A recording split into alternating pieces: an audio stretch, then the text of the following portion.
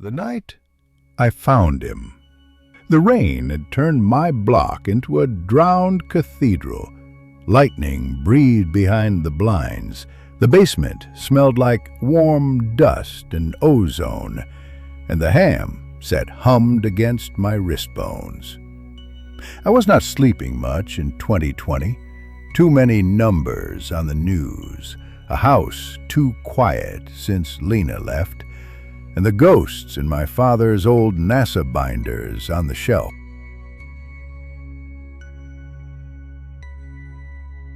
I tuned through the bands to drown the silence. The frequency was a sheet of light static. Then, through it, a tiny sound, like a zipper being pulled in a dark room. I froze. Hello?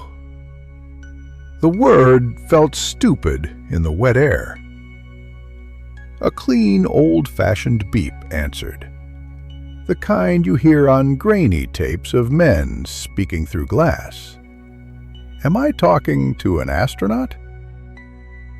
I laughed because my throat wouldn't do anything else.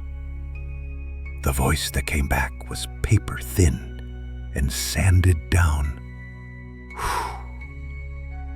Yes. ISS? No. Then, where are you? Wind pressed against the windows upstairs.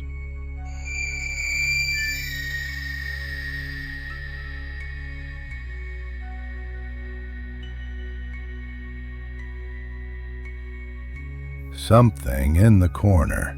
Shadows shifted as the storm leaned. They left me, the voice said. They left you where?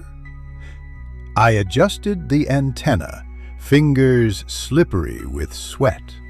The static sloughed away like snow from glass. Here. Where is here? On the lunar surface. I stared at the moon map thumbtacked above the desk, at Mare Tranquillitatis, at the small square my father had circled long ago with a proud pen stroke. I was not the kind of man who believed things quickly. Prove it. A breath like cloth inside a helmet. I've diverted all power to comm. Flight nav is dead. I can bring up the Mesa camera. I heard panic, making his voice smaller. You're the first voice in 10 years. Call mission control. We haven't been back since '72, I said, because saying obvious things makes the world wobble less. Look, kid, he rasped, there's a lot you don't know. Just call. Send anything you can. A long hiss, a click. The radio ticked as if cooling. The storm thinned to a soft tambour. 5 minutes later, my email chimed with no sender. The image was muddy, monochrome, its frame labeled with a font I recognized from coffee table books. Angled metal, a torn panel. A glove-in frame, blistered and scuffed. The visor beyond it was spiderwebbed, but in one triangular shard of gold I saw the horizon like a knife, the earth a small bruised pearl. In the dust at the bottom edge, 2 sets of boot prints ran in parallel until one set ended mid-stride. I'll call, I whispered. Please no, he said. Excuse me, the static seemed to lean toward me. Don't call them. His breath fogged, something I could not see. They hear through the big dishes. They told me to stop talking. The basement light flickered. Upstairs, a floorboard answered no one. Who are they? I asked, though I knew I didn't want the answer. Something knocked hard against metal on his end something.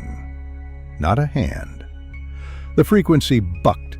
A thin, wet sound threaded through small as a straw in a glass. Then the soft crackle of pressure leaving a body through a hairline seam. The voice was very close to the mic now, so close I could hear a tremor that might have been my own name. "Don't bring them back," it said, almost tender, and then the world fell into a calm, honest static that felt older than the storm. I sat in the dark until the radio cooled and the rain stopped. I did not call anyone. In the morning, a fine gray grit lay along the crack under the basement door. When I breathed on it, it didn't move. That night, I tuned to the same dead frequency and listened to the silence listen back.